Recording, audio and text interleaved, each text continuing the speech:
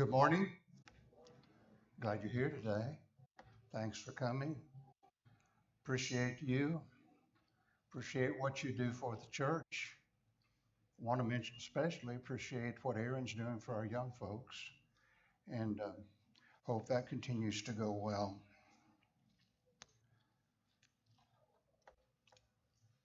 All of us need heroes, I suppose. We need to have people who inspire us to do what we ought to do. And we have really, throughout the Bible, pictures of heroes. There are some who are anti heroes, but there are heroes, and we're going to talk about some of them this morning. Primarily, they're heroes, at least in part, because they take personal responsibility for their standing before God. And that's the theme of what we're looking at today, is personal responsibility. One of the greatest needs we have in this world is personal responsibility. Much of what goes on that is wrong comes because people don't want to own up to what they ought to. They blame their problems on other people and think it gives them a right to do wrong. But we can't substitute anything for doing our duty. Nobody can do it but me or you. We have to own up to our own. There's much good that goes undone, and often there's much harm that comes because of personal irresponsibility. People that don't own up, who don't shoulder their own responsibility. The New Century Version, which is a paraphrase of Galatians 6:5, says each person must be responsible for himself. King James Version says in the same verse, every man shall bear his own burden. And we're going to find out that that's exactly what we need to do. Galatians 6:5 says each one shall bear his own load. And in Galatians 6:5, the word bear means figuratively to endure or to sustain or to carry or to take up. The burden, baros, is a word that means a load, an abundance of what we have to carry. The burden then, fortion, is like a ticket or an invoice. You're going to pay for your own bill of goods. That's what's going on here. Galatians 6:2 then says, I should help someone else carry his own burden if he's not capable of carrying it by himself, if it's too heavy for him to bear. And Galatians 6:5 says, though, on the other hand, I bear my own responsibility. I have a right to do certain things, but I have a responsibility to own up to those moral decisions I've made. I have to shoulder the responsibility of duty. I must bear the load of blame and consequences for bad decisions, and no one else can do that for me. Concerning personal responsibility, we're going to look at these things. We need to identify it, to consider what happens in its absence, to acknowledge and own it, to utilize it for our problems, and apply it, and look at the greatest of all responsibilities. Areas of responsibility. We act responsibly. It's akin to acting in a mature way. Each of us, as we grow older, hopefully mature, we become more responsible. To act irresponsibly for a moment is kind of like being immature in that minute.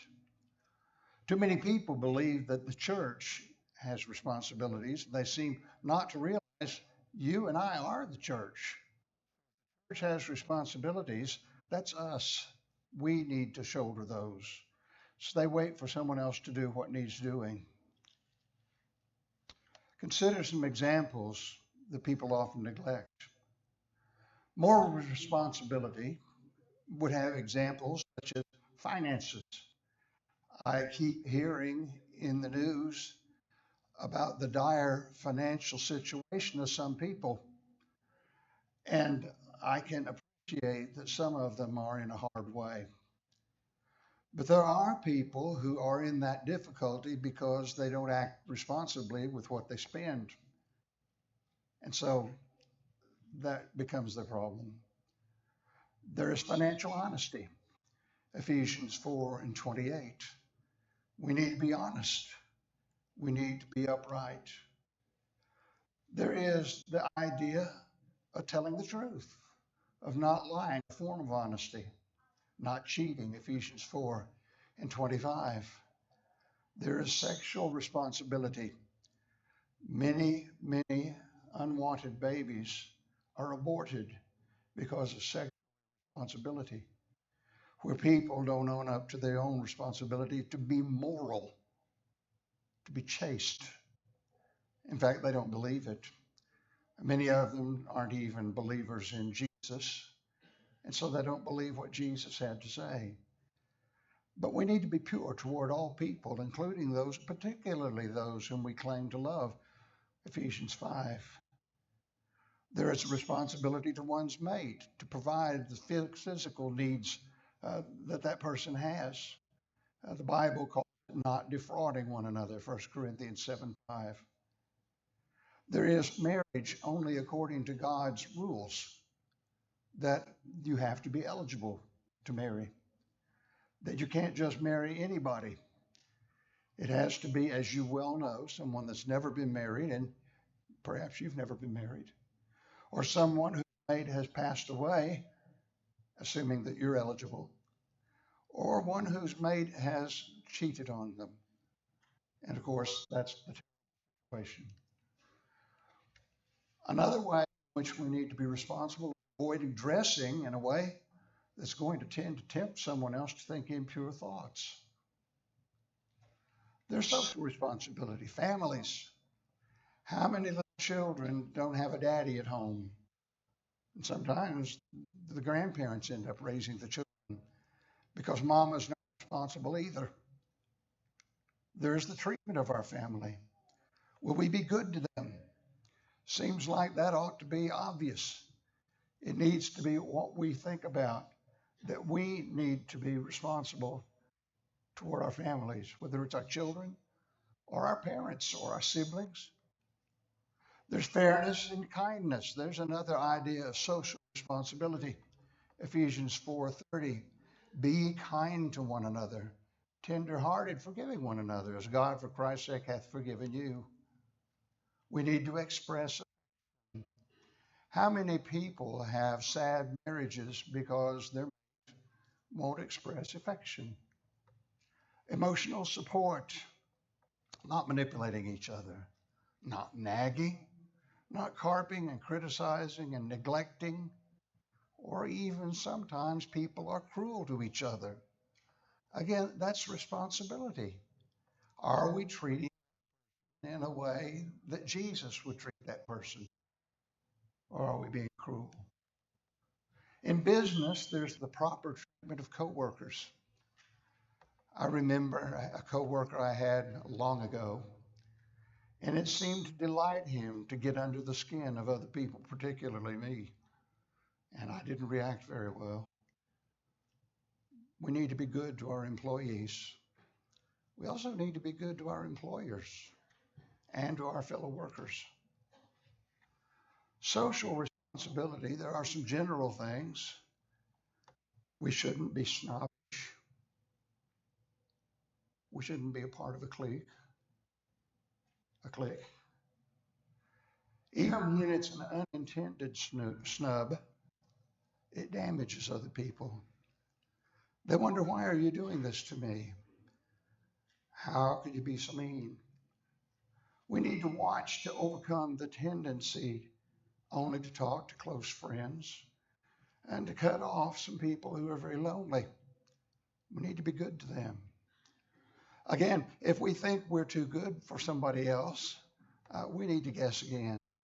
Not. We're all just God's creatures. And no matter if we have great wealth or we're living in dire poverty, we're still creatures of God, made in his image to be treated as another creature of God. Romans 12:3 says, I say through the grace given to me, to everyone who is among you, not to think of himself more highly than he ought to think, but to think soberly as God has dealt to each one a measure of faith. In other words, a level head. Think clearly. Romans 12:16 says, live in harmony with each other. Don't be haughty. Associate with the lowly. Jesus certainly did. Some of the lowliest people on earth were those to whom he talked, and the Pharisees got upset because he wasn't giving them the praise. There is emotional support, another form of responsibility. It's a hard area for many people. There's emotional responsibility. I have to be responsible for my feelings. Even if they were brought on by somebody else, I have to live with the consequences of it. And I can't visit grief on other people simply because I am in grief. We have to take responsibility for our emotions. Even if you're extremely depressed, you have to fight against it. Controlling our tempers and our sharp tongues is a part of acting responsibly toward each other. We need to control our moods. We can't be known for outbursts of anger and expect other people to like to be around us. Besides, moody people are sometimes just hard to be around, and others avoid them. People tend to avoid them and not to count on them. They look to people who are steady, who have owned up to their responsibility. We need to try to be constructive and positive whenever it is possible. There is religious responsibility. Most people, again, don't recognize it, don't own up to it. But if we're counting religion as our connection to God, which it is, religion is not an ugly word unless someone calls it. We're doing our part of God's work. We're living up to the responsibilities God gave us at church and as a part of the church in society.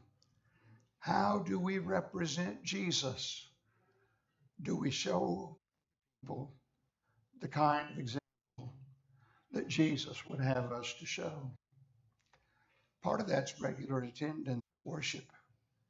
A lot of people stay away, and yet Jesus desires that we be together. Acts 20 talks about when the disciples gathered together on the first day of the week to break bread. Paul preached to them till midnight. These likely were at least in part slaves who couldn't go to a worship assembly until after a long day's work was over, and then they could go. If they could do it, we can do it. If they owned up to their responsibility, I think surely we, in a much better situation, can do the same. We need to set the example of God being first in our lives. Is God first in your life? Whether it's a hobby, a sporting event, a job. I know of at least one person in this audience who comes to worship and then goes to a job. I bet some of you have done that too. That's owning up to a responsibility. But it's also taking advantage of a privilege to be able to worship our God. Some people don't have that privilege. We need to own it. To fail in these areas means we shoulder more personal responsibility. If we consider the absence of responsibility, when we shirk it, then, at least in some instances, children go unfed and, for that matter, unloved.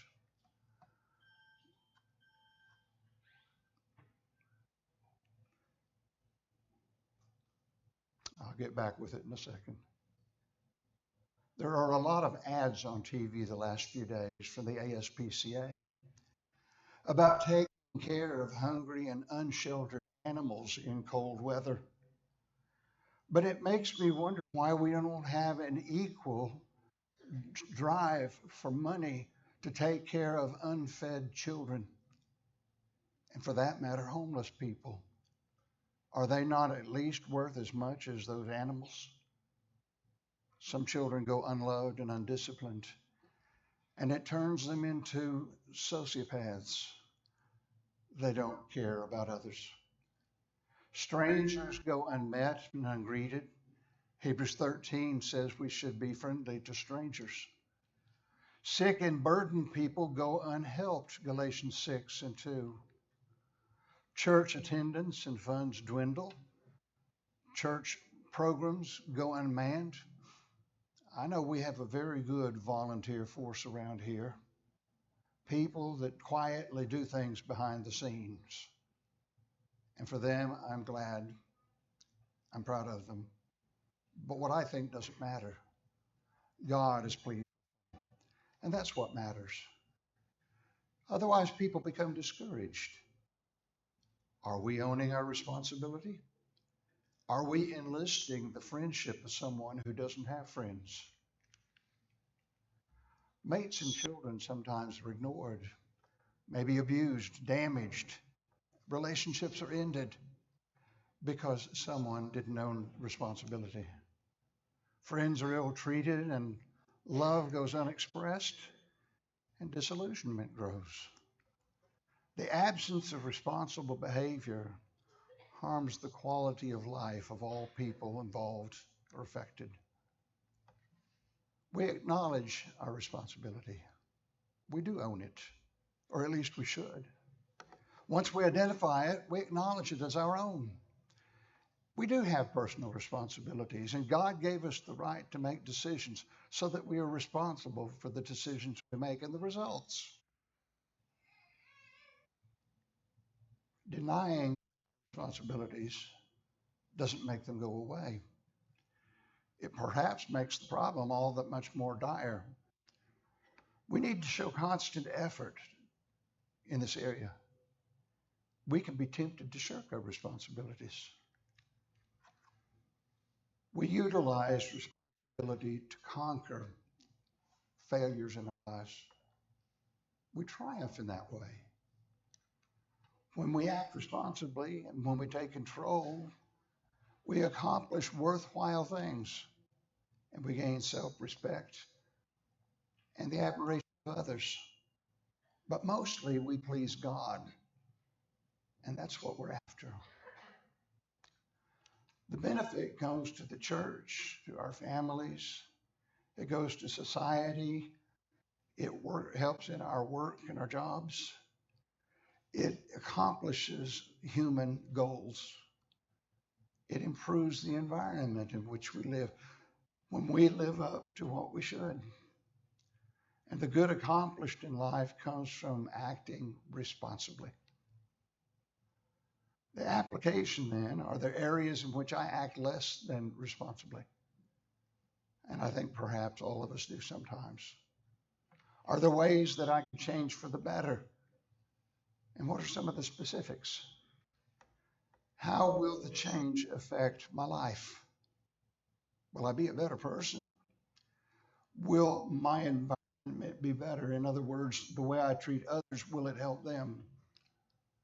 Will the change bring me closer to being the Christian person I desire to be? Well, we've looked at personal responsibility.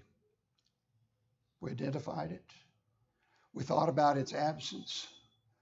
We acknowledged and owned it. We talked about utilizing it to conquer shortcomings. And now we're going to look at the greatest responsibilities, and that's to admit our need of Jesus. If you're not a Christian, then you're missing something. You're missing the greatest of all possibilities, but you're also shirking the greatest of all responsibilities, to live for the one who made you. Today, we're going to sing in a minute a song to encourage you to obey the gospel. Do you believe that Jesus is Christ, the Son of God, the Savior? Well, that's a part of it. Are you willing to repent of sin? In other words, to change your mind about serving anyone but Jesus. And then to confess your faith and be baptized just as the Lord instructed. If you are this morning, are you really willing to get serious about serving the Lord every day in a practical way? Will you act responsibly? Whatever may be your need, why don't you come while together we stand and sing?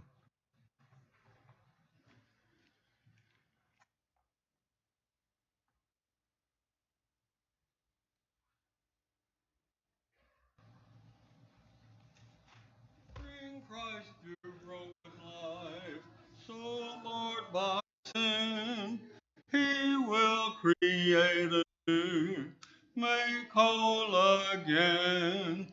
Your empty, wasted years He will restore.